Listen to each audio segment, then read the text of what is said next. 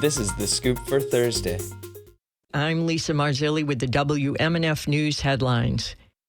With another potentially active Atlantic hurricane season on the horizon, Florida is bracing for the possibility the federal government will not respond like it has in the past.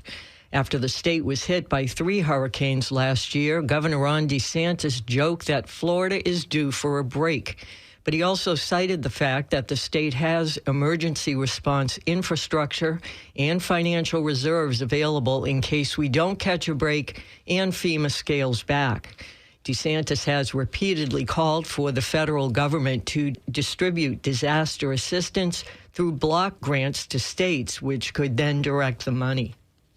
Just know in Florida, our preparations and our immediate response always assumed FEMA wouldn't be there for us.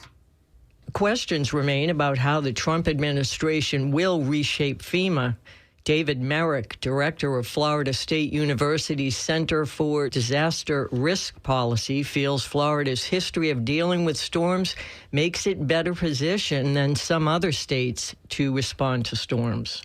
The mantra that has been kind of going around the community for the past 5 to 10 years is that disasters are locally executed, state managed, and federally supported. So the state and the local level have always had a huge role in that response and that recovery.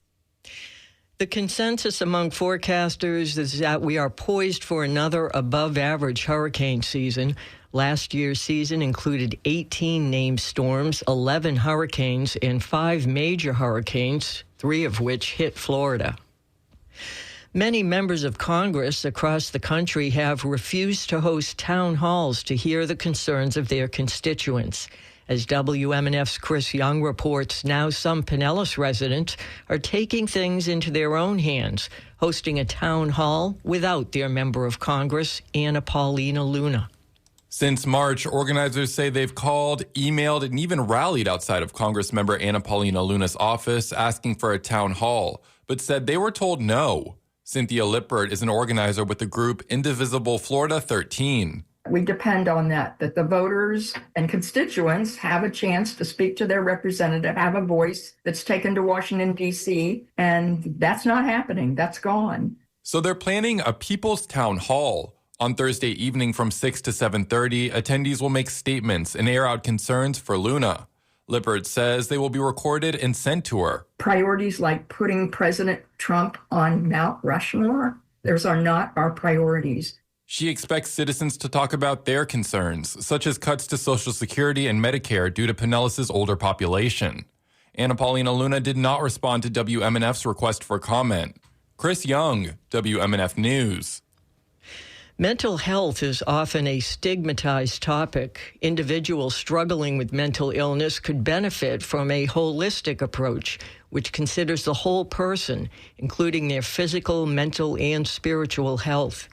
WMNF's Helen Lee reports on an upcoming health fair that will inform the community about the importance of living a healthier lifestyle and improving well-being. The Tampa Bay Black Chamber of Commerce is arranging a family health fair on June 21st. Lucretia Profit is the secretary of the Black Chamber. I personally feel, and also the Chamber also feels, that at this time, we are in a time where more people are addressing our mental health. However, we are still in a mental health crisis. So we feel that there's more that needs to be done.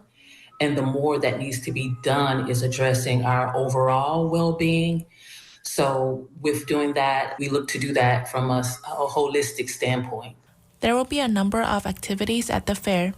The Florida Department of Health and Florida Medical Clinic will provide screenings, blood pressure, and STD tests for the community. The Family Health Fair will take place at Middleton High School on Saturday, June 21st, from 10 in the morning to 2 in the afternoon. For WMNF News, I'm Helen Lee. It's going to be partly cloudy with a high of 92 and a 40% chance of scattered afternoon showers. Lows tonight will be in the upper 70s.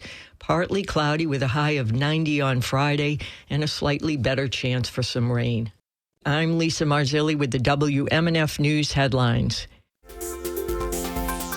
This is The Scoop, recorded at WMNF Tampa.